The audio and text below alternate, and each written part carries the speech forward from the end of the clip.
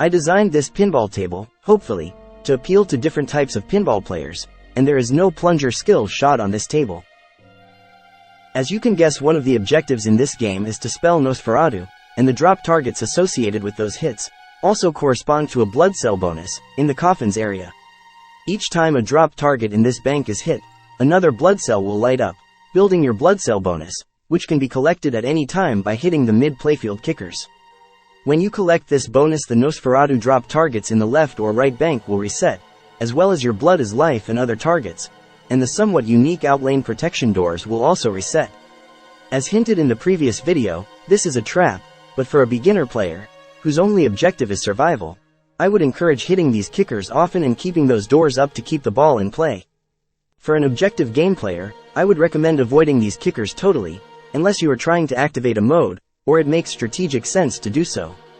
We can talk about that later when we get to the strategy section. The rattle strips at the top of the playfield toggle the EHKO lights, which represent the first initial of each of the characters' names.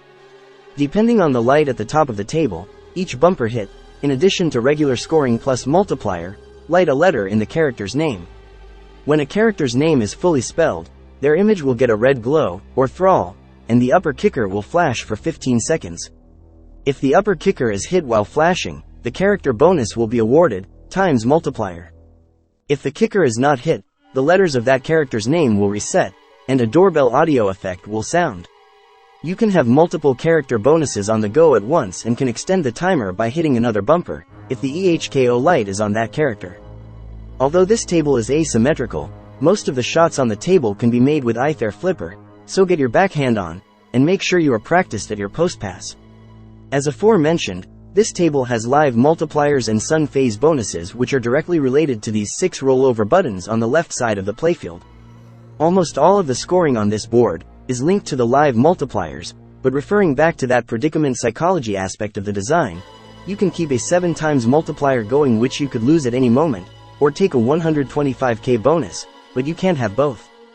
The ball must pass through the spinner to collect a sun phase bonus, and sun phase bonuses are not multiplied, so choose wisely. After a sun phase bonus is collected, or the spinner is hit without collecting, multipliers are reset, and the rollover triggers in the inlanes also reset live multipliers. The 7 accomplishments on the player's scorecard can be triggered by the 6 flat targets on the table, and hitting the 11 hidden targets. We will tackle those modes next.